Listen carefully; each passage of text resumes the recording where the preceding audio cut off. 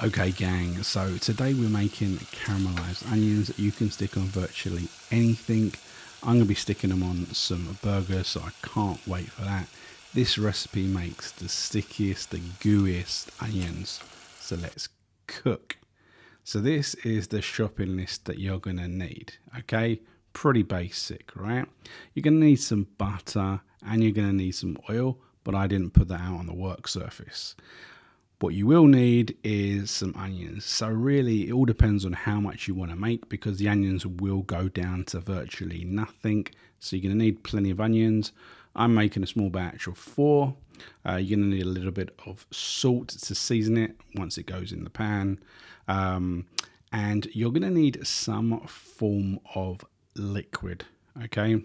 So some form of liquid. As we go through the video and I show you, you need some liquid because this is what makes it all come together, that makes it like jam. So I'm going to use some water, but there's loads of things that you could actually use. And then we're going to flavor it at the end with some balsamic. So as I said, I'm going to be using some water, but you could use anything. You can use different types of juices to enhance the flavor. You can see here I've got some pineapple, but I actually used this to make a painkiller cocktail, so there just wasn't enough to be going in the caramelized onions. You can also use Pepsi, literally anything, iced tea, whatever you fancy. It will impart a little bit of flavor, so that's always good. If you've watched my Dr. Pepper risotto video, you'll know I like to add these types of things into my food just to give some flavors that we actually like. Right, so it's pretty simple. We need to chop up these onions, and you want to chop them into big pieces, big slices, you know. So it's just chop the onion in half and then chop it in across the grain.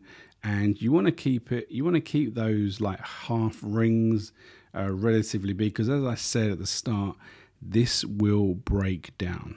We're going to be cooking this for quite a while and it will go down to nothing. So you can see here I've got those 4 onions and it's going to fill the bowl.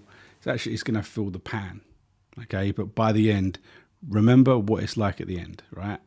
So we throw in some oil that I didn't show in the shopping list, but we need some oil obviously, and then we need some butter. So the butter goes in there. Once it's melted, it makes a right old mess because the heat is on too high.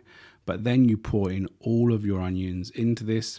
It doesn't really matter if it's on too high, because if it catches a little bit, good. We're making caramelized onions here. Do you know what I mean? So it's fine if it catches a bit, it burns a bit. It's just going to add more flavor. But make sure all your onion stays in the pan. So you can see that just after like a minute, it's already reduced by about 30% in the pan as they've started to soften. So then this is about 5 minutes, and you can see it's now, it's reduced but to about 25% of the volume of onions that I had already. You can see it almost looks like there's not much going on there. And you can see it's already started to catch on the bottom of the pan. That's fine. Just make sure you stir it. Now this is 10 minutes. This is 10 minutes, and you can see it's caught a lot on the pan. The onions have started to reduce. One thing I didn't mention because I was talking too much was that once the onions gone in, after the 1 minute stage, salt.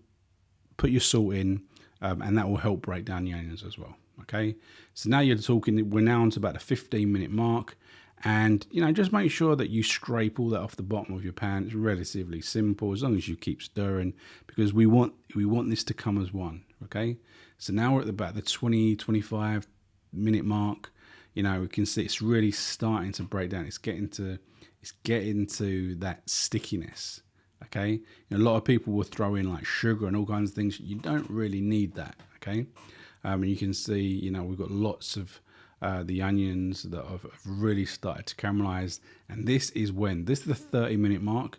You throw in some liquid, and this is where you're going to kind of semi-deglaze the pan. Okay, so you're going to get all the gnarly bits off the bottom of the pan. But what will happen is this liquid will combine with the sugars and the onions, and it will start to create a jam. So you can see it almost starts to create like a little bit of a sauce, and it like almost starts to look a bit creamy as that liquid combines with the onions and the natural sugars.